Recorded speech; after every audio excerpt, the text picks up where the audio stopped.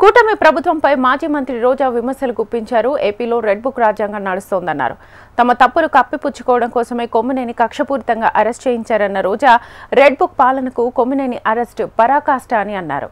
ఇక అనంతపురం జిల్లాలో తన్మయ్ కనిపించడం లేదని ఫిర్యాదు చేస్తే పట్టించుకోలేదని, అప్పుడే స్పందించి ఉంటే మర్డర్ జరిగేది కాదని అన్నారు రోజా. మహిళా హోంమంత్రిగా ఉండి మహిళలకు రక్షణ లేకుండా పోయిందని హోంమంత్రి అనిత వెంటనే రాజీనామా చేయాలని డిమాండ్ చేశారు. గిరిజన అమ్మాయి 6 రోజుల ముందర కనిపించకుండా పోయిందని వాళ్ళ తల్లిదండ్రులు కంప్లైంట్ ఇస్తే, కంప్లైంట్ ఇవ్వడానికి పోలీస్ స్టేషన్కి వచ్చిన వాళ్ళని ఎంత అవమానంగా వాళ్ళు బిహేవ్ చేశారు. ఆ కేసును ఎందుకు పట్టించుకోకుండా అలా పడేయటం వల్లే 6 రోజుల తర్వాత ఆ అమ్మాయి శవమై దొరికింది. ఎక్కడ తమ తప్పులు బయటపడతాయో అని ఈరోజు వాళ్ళు చేస్తున్న డైవర్షన్ పాలిటిక్స్ మనం ఒకసారి గమనించాలి.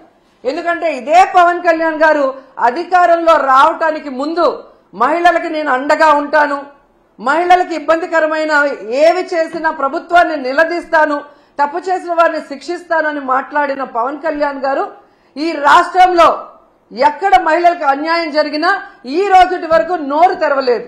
ఈరోజు డైవర్షన్ పాలిటిక్స్ లో రెడ్ బుక్ రాజ్యాంగం అంటూ పోలీసుల్ని కేవలం వైఎస్ఆర్ కాంగ్రెస్ పార్టీలో ఉన్న నాయకులకి, సింపథైజర్స్ కి తప్పుడు కేసులు పెట్టి వాళ్ళని అరెస్ట్ చేయించి వాళ్ళ జీవితాలు నాశనం చేయడానికే ఉపయోగిస్తున్నారు కదా. నాకు తెలిసి ఆయన డిస్కషన్స్ లో ఎప్పుడూ కూడా ఎవరూ కూడా తప్పుగా మాట్లాడితే ఆయన ఒప్పుకోరు, వెంటనే ఖండిస్తారు.